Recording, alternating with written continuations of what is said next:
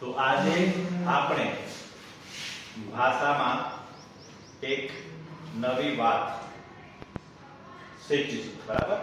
તો તમે જુઓ છો અહીંયા કૌંસમાં શબ્દો આપેલા છે અને નીચે આ વાક્ય છે.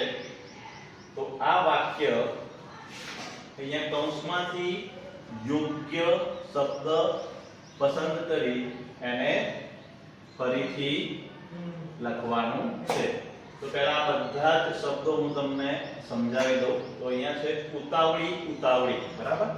ઉતાવળી ઉતાવળી એટલે કોઈ બી જગ્યાએ ક્યાંય ઘરની બહાર નીકળો, ક્યાંય બહાર જવું હોય તો તમે ઉતાવળા ઉતાવળા ચાલો ને આમ.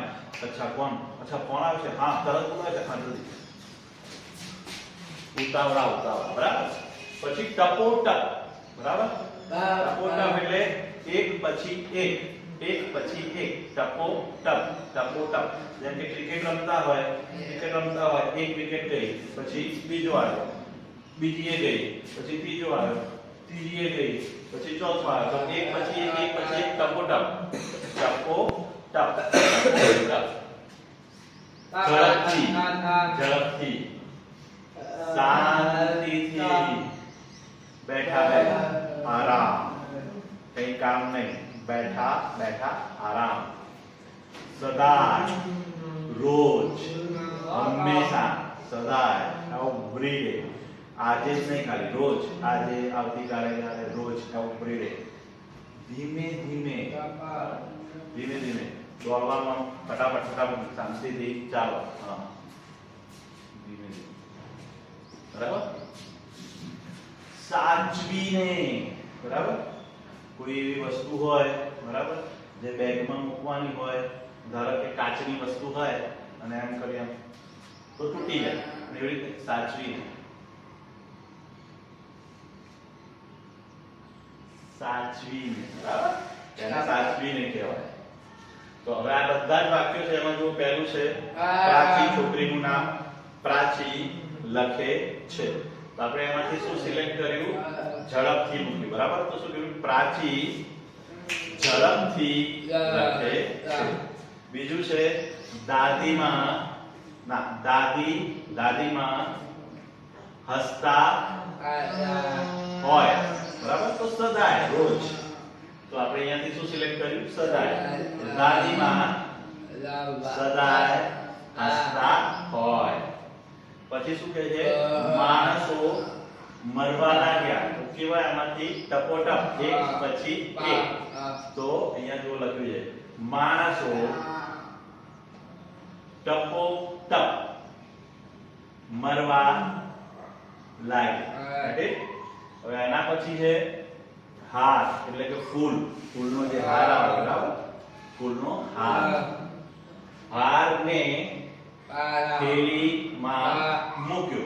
હવે તમે એને ઝડપથી આમ કરી આમ કે આમ મૂકવા જાવ તો તૂટી જાય. તો કેવી મૂકવું પડે? સાચવીને. આપણે આમાંથી આ શબ્દ સિલેક્ટ કર્યો, સાચવીને. અને જવાબ અહીંયા ફરીથી લખ્યો કે હારને સાચવીને થેલીમાં મૂક્યો.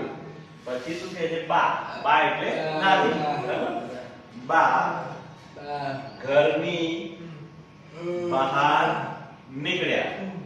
તો કેવી રીતે નીકળ્યા? ઉતાવળી ઉતાવળી, બરાબર? અહીંયા આવે.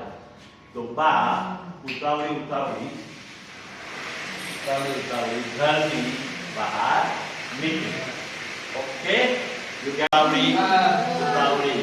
આ ટપોટપ, એક પછી એક, ઝડપથી, શાંતિથી, બેઠા બેઠા, સદાય, ધીમે ધીમે અને સાચવીને.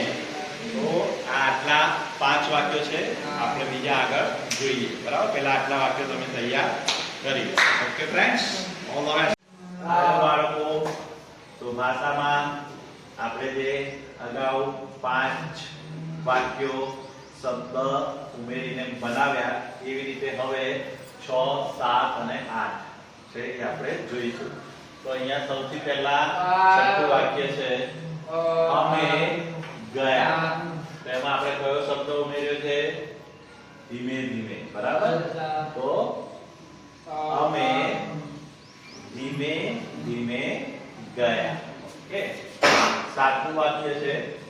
બાળક ઊંઘી ગયું. તો બાળક કેમનું ઊંઘી ગયું? બાળક કેમનું ઊંઘી ગયું? શાંતિથી. બરાબર. તો શું કહે છે? બાળક શાંતિથી ઊંઘી ગયું. હવે આ શું કહે છે કે તે પગાર લે છે. તો અહીંયા કેવું છે? ઉમેરવાનું છે બેઠા બેઠા. બેઠા બેઠા એટલે કે આરામ, કામ કઈ કરતા નથી.